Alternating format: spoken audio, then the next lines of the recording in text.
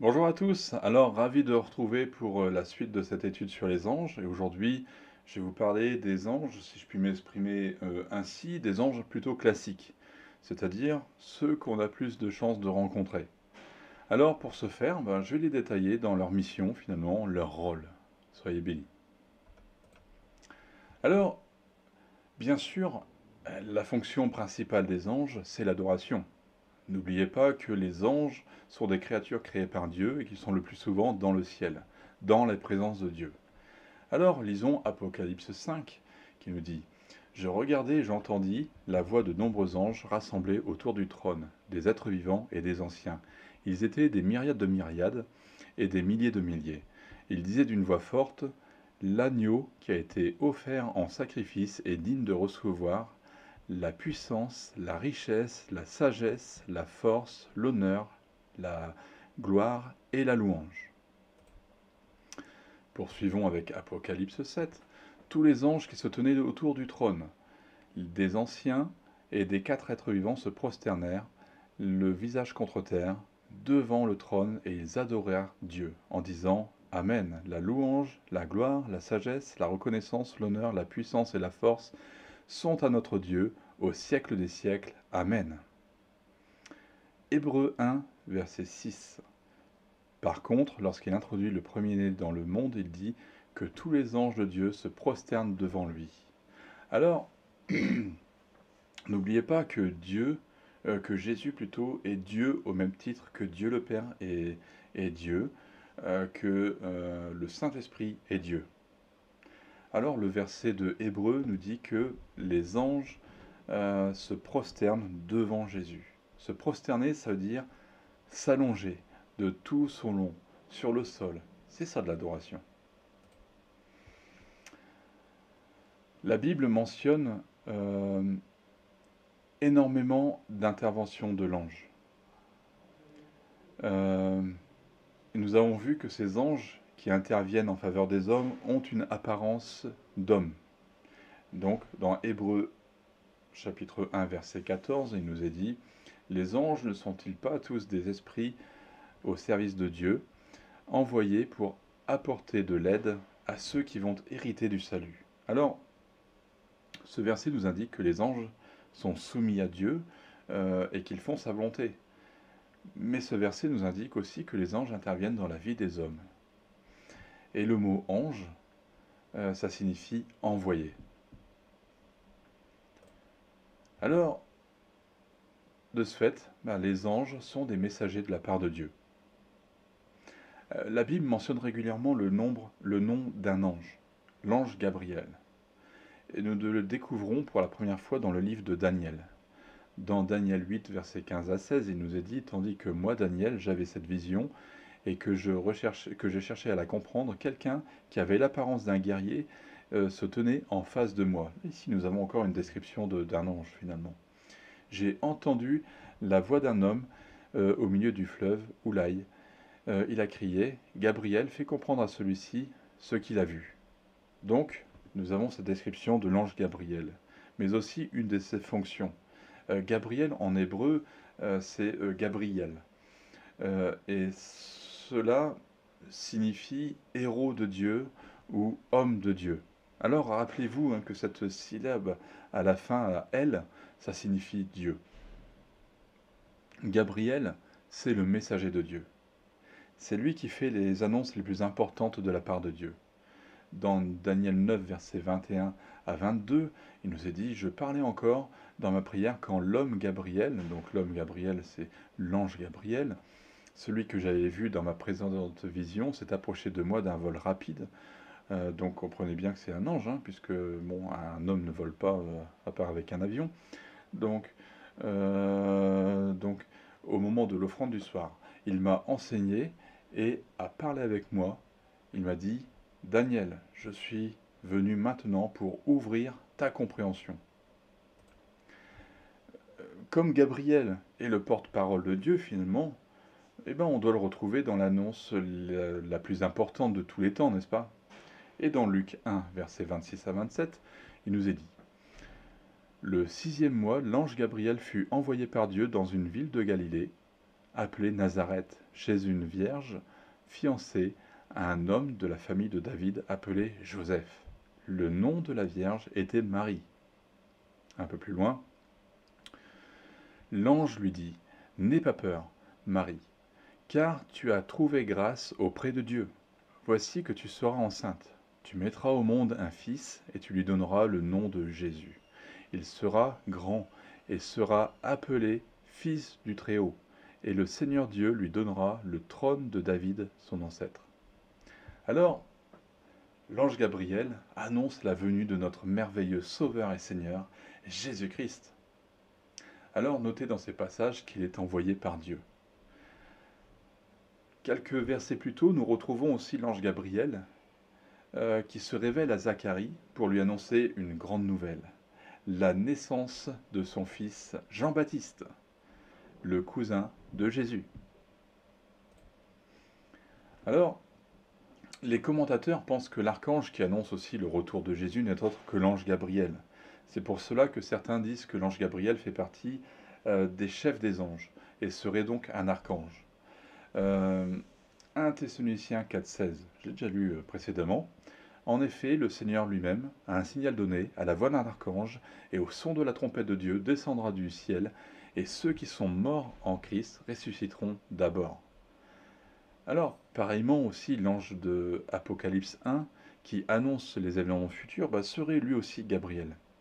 Apocalypse 1.1, révélation de Jésus-Christ. Dieu la lui a donnée pour montrer à ses serviteurs ce qui doit arriver bientôt. Et il l'a fait connaître en envoyant son ange à son serviteur Jean. Alors, pour ma part, je suis assez d'accord avec cela.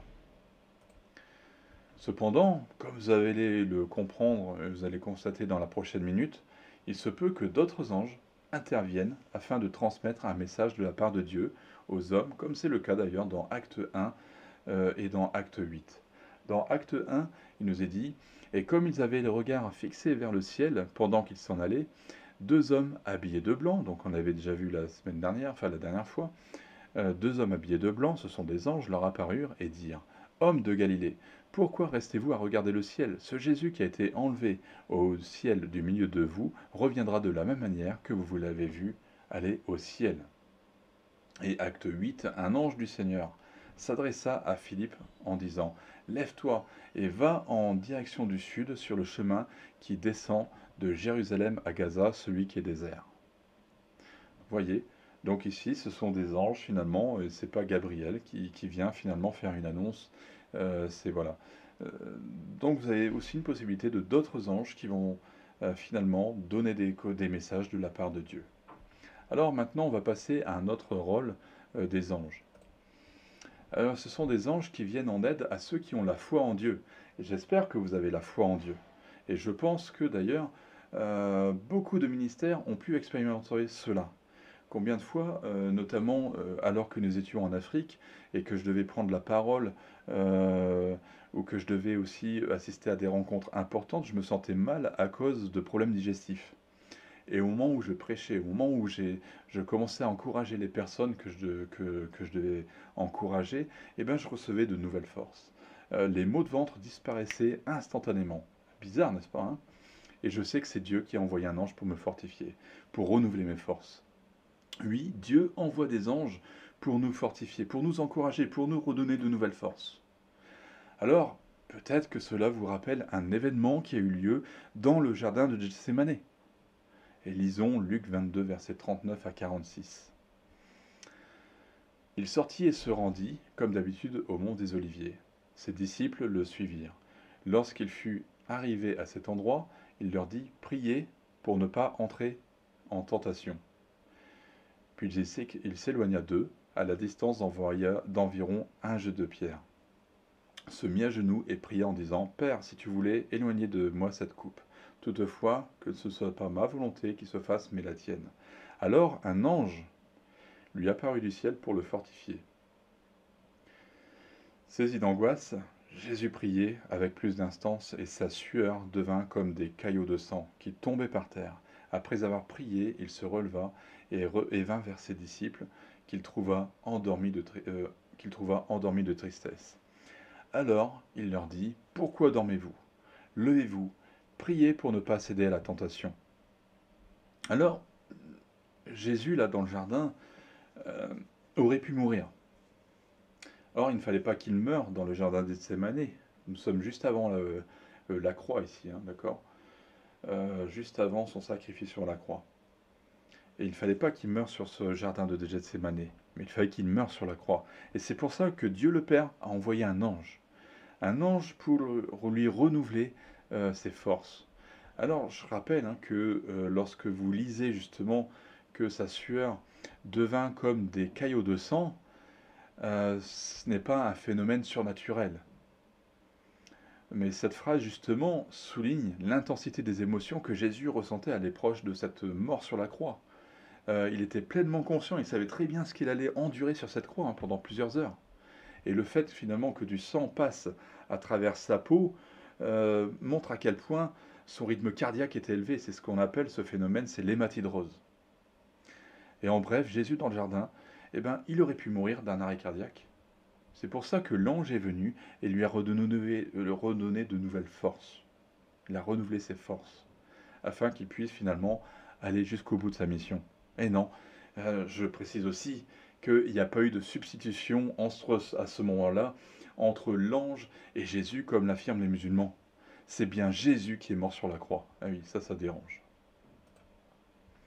Alors voyons aussi rapidement d'autres interventions d'anges en faveur des croyants.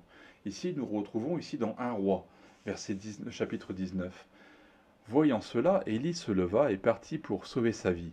Il arriva à Beersheba, une ville qui appartient à Juda, et il laissa son serviteur. Quant à lui, il marcha toute une journée dans le désert, puis il s'assit sous un genêt et demanda la mort en disant, c'est assez. Maintenant, Éternel, prends-moi la vie, car je ne suis pas meilleur que mes ancêtres. Il se coucha et s'endormit sous un genêt, et voici qu'un ange le toucha et lui dit, lève-toi et mange. Élie regarda et vit à son chevet un gâteau cuit sur des pierres chauffées ainsi qu'une cruche d'eau.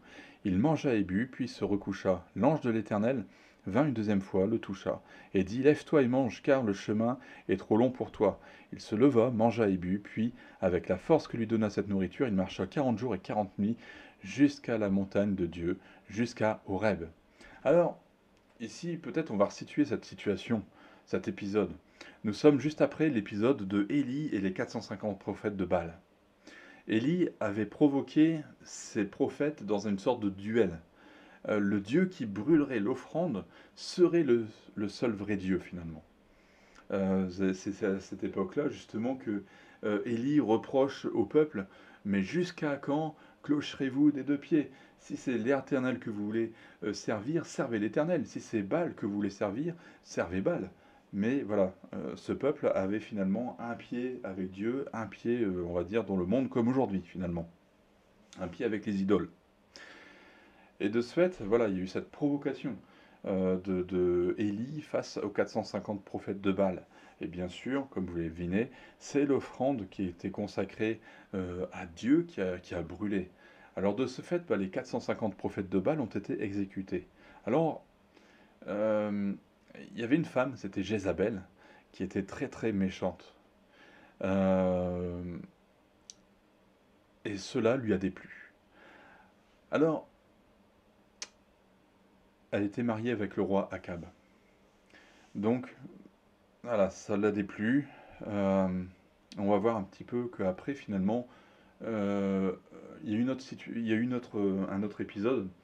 C'est que Élie a prié aussi pour que... donc, on était dans une période de sécheresse à cette époque-là. Une sécheresse qui a duré 3 ans et demi. Et après cet événement, Élie a été prié.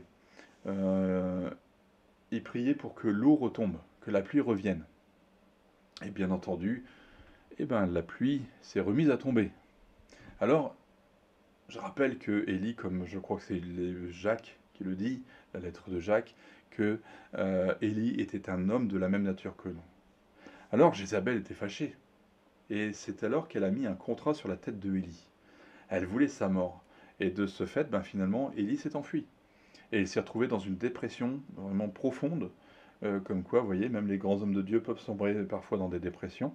Donc, il y est rentré dans une dépression, il réclame même la mort ici. Donc, il a même un esprit suicidaire, en fait, sur lui. Et c'est alors que finalement, il y a un ange qui est venu pour renouveler ses forces. Intéressant, n'est-ce pas, hein?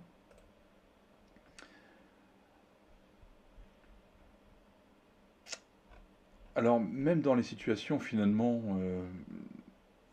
qui semblent totalement désespérées, des situations finalement où on pense que Dieu nous a totalement laissé tomber, nous a totalement oubliés, eh bien, euh, c'est pas tout à fait le cas. Parfois, nous avons tellement les yeux fixés sur notre problème que nous ne voyons pas que Dieu finalement est présent autour de nous et qui nous envoie son secours. Et c'est ce qui s'est exactement passé ici, dans cet épisode-là de 2 Rois chapitre 6, avec le serviteur du prophète Élie qui était dans une panique totale. Alors il est vrai qu'il y avait de quoi paniquer, puisque devant eux, il y avait une armée ennemie qui se dressait devant, enfin qui se dressait devant eux, quoi. C'était vraiment du concret, hein. Là, il y avait une menace de mort quand même. Toute une armée, hein. Alors, cependant, le prophète Élisée, lui, regardait la situation avec les yeux de la foi. Intéressant, hein. Alors, Élisée voyait ce qui était invisible pour son serviteur. Non, Dieu ne les avait pas abandonnés. Et lisons cela. Le roi de Syrie y envoya des chevaux, des chars et une forte troupe qui arrivèrent de nuit et qui encerclèrent la ville. Le serviteur de l'homme de Dieu se leva de bon matin pour sortir de la ville et il vit qu'une troupe la cernait avec des chevaux et des chars. Voilà, c'est concret. Devant lui, il y a toute une armée qui campe, prêt à dégommer ces deux hommes, quoi. Et il dit alors à l'homme de Dieu, donc Élisée, ah mon serviteur, mon Seigneur, comment ferons-nous?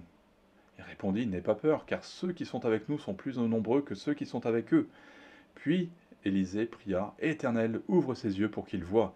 L'Éternel ouvrit les yeux du serviteur, et il vit la montagne pleine de chevaux et de chars tout autour d'Élisée. Eh non, Dieu ne les avait pas abandonnés. Il y avait une armée d'anges qui était avec Élisée. Waouh! Allez, encore un. Euh, Ici dans Acte 5. Alors le grand prêtre et tous ceux qui étaient avec lui, c'est-à-dire le parti des Sadducéens, se levèrent remplis de jalousie. Ils firent arrêter les apôtres et les jetèrent dans la prison publique.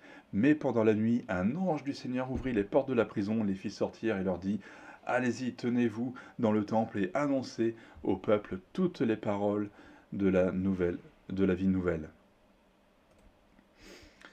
Acte 12 aussi. Encore une intervention d'ange aussi, la nuit qui précédait le jour où Hérode allait le faire comparaître, Pierre attaché avec 2 chaînes dormait entre 2 soldats, des sentinelles postées devant la porte gardaient la prison.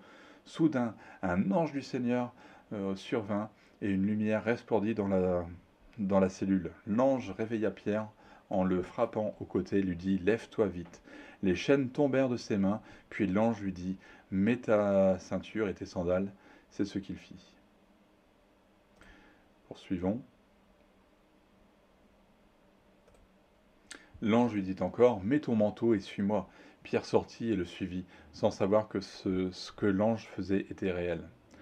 Il croyait avoir une vision. Ils passèrent la première garde, puis la seconde. Ils arrivèrent à la porte de fer qui mène à la ville. La porte s'ouvrit d'elle-même devant eux. Ils sortirent et s'avancèrent dans une rue.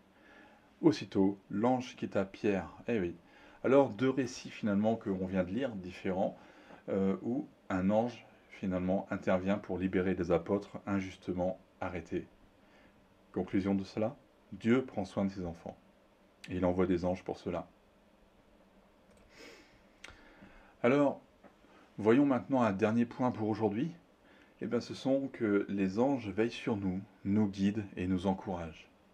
Alors, aujourd'hui, nous vivons finalement dans un monde où l'information est omniprésente. On n'a plus de vie privée, puisque toute notre vie est exposée sur Internet. Vous ne croyez pas? Eh bien, sachez qu'aujourd'hui, nos informations médicales, par exemple, se retrouvent dans des serveurs basés dans d'autres pays. Les lois de ces pays autorisent d'ailleurs l'exploitation de ces données à des fins plutôt obscures, on va dire. Toutes nos recherches sur Internet sont répertoriées. Tous nos trajets sont enregistrés car nos téléphones sont équipés de GPS.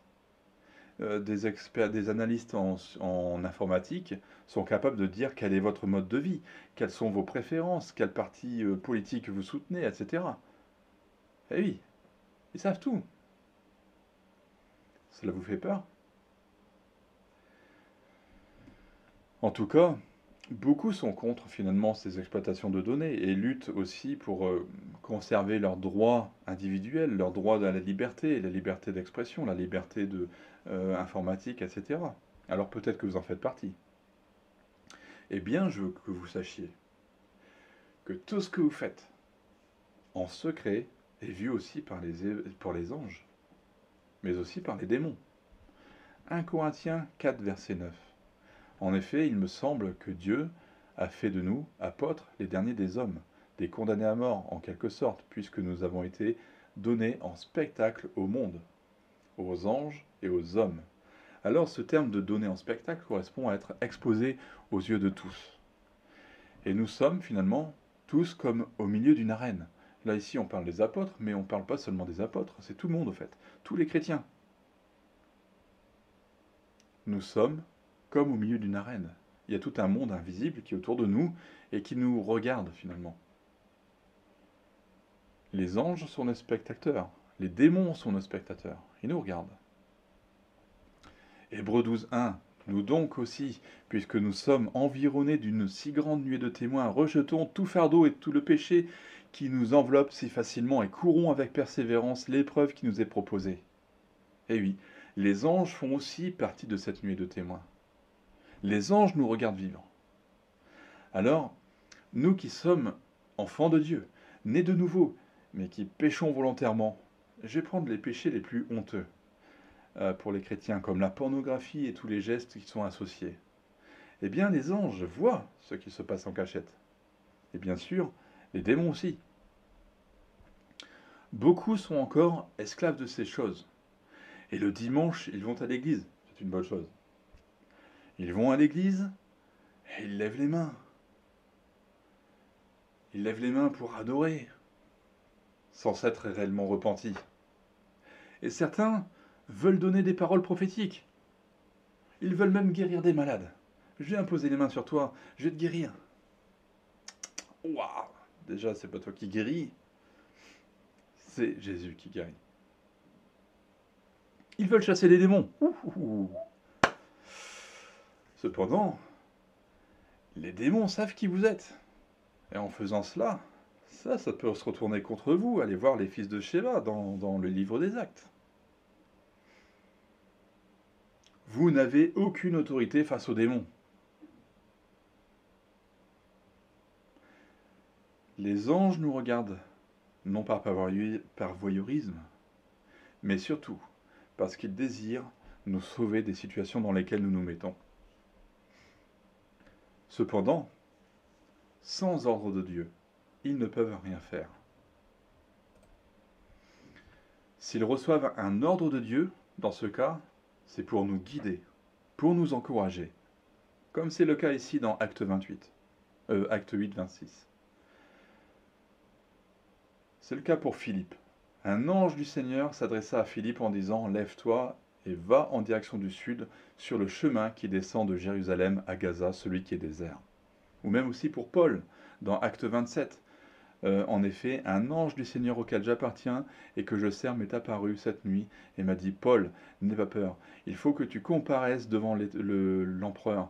Et voici que Dieu t'accorde la vie de tous ceux qui naviguent avec toi. C'est pourquoi, mes amis, prenez courage, j'ai confiance en Dieu, tout se passera comme cela m'a été dit. Nous devons toutefois échouer sur une île. » Et un dernier exemple avec Zacharie, j'en ai parlé tout à l'heure. Luc 1, verset 5 à 19, passage très intéressant. Durant le règne d'Hérode sur la Judée, il y avait un prêtre du nom de Zacharie, de la classe d'Abia. Sa femme était une descendante d'Aaron et s'appelait Élisabeth. Tous deux étaient justes devant Dieu. Ils suivaient d'une manière irréprochable tous les commandements et toutes les lois du Seigneur. Ils n'avaient pas d'enfants parce que Élisabeth était stérile et ils étaient l'un et l'autre d'un âge avancé. Or, pendant que Zacharie remplissait sa fonction de prêtre devant Dieu, c'était le tour de sa classe. Il fut désigné par le sort d'après la règle en vigueur pour les prêtres pour entrer dans le temple du Seigneur et y brûler le parfum. Toute la multitude du peuple était dehors en prière. À l'heure de l'offrande du parfum, pardon. Alors un ange du Seigneur apparut à Zacharie et se tint debout à droite de l'autel des parfums. Zacharie fut troublé en le voyant, et la peur s'empara de lui. Mais l'ange lui dit, n'aie pas peur, Zacharie, car ta prière a été exaucée. Ta femme Élisabeth te donnera un fils, et tu l'appelleras Jean. Il sera pour toi un sujet de joie et d'allégresse, et beaucoup se réjouiront de sa naissance, car il sera grand devant le Seigneur. Il ne boira ni vin, ni boisson alcoolisée, et il sera rempli de l'Esprit Saint dès le ventre de sa mère. Il ramènera beaucoup d'Israélites au Seigneur, leur Dieu. Il marchera devant Dieu avec l'esprit et la puissance d'Élie pour ramener le cœur des pères vers leurs enfants et les rebelles à la sagesse des justes, afin de préparer pour le Seigneur un chemin bien disposé. Zacharie dit à l'ange, « À quoi reconnaîtrai-je cela? En effet, je suis vieux et ma femme est d'un âge avancé. » L'ange lui dit, « Je suis Gabriel. Je me tiens devant Dieu et j'étais envoyé pour te parler et pour t'annoncer cette nouvelle. » Alors, tout à l'heure, je n'ai pas mentionné cet épisode avec l'ange Gabriel, parce que justement, je voulais le placer dans ce point ici. Bien sûr, nous retrouvons l'ange Gabriel, porte-parole de Dieu ou messager de Dieu, qui annonce une bonne nouvelle à ce vieux couple qui n'a pas d'enfant à cause de la stérilité d'Élisabeth. Alors, tous les couples qui n'arrivent pas à avoir d'enfants savent à quel point cela peut être frustrant de désirer enfanter, mais de ne pas pouvoir. Beaucoup de femmes se sentent vivement coupables de ne pas pouvoir, on va dire, offrir, entre parenthèses, un enfant à leur mari. Et malgré cette difficulté, nous voyons que Zacharie et Élisabeth servaient de tout leur cœur Dieu. Ils respectaient tous les commandements de Dieu sans s'en détourner.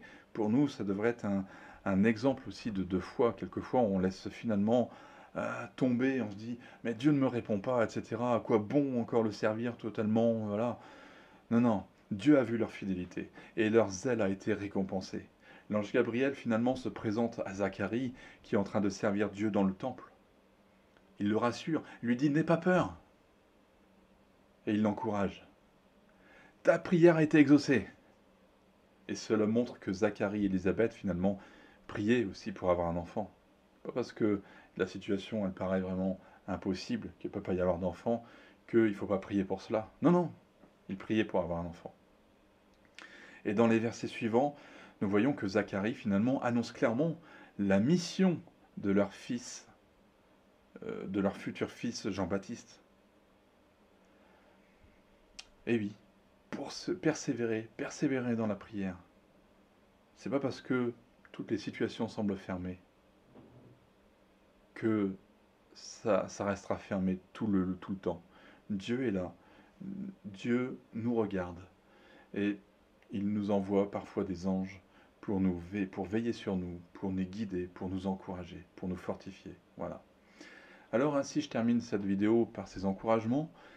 Dieu est attentif à tout ce que nous traversons. Il veut nous aider.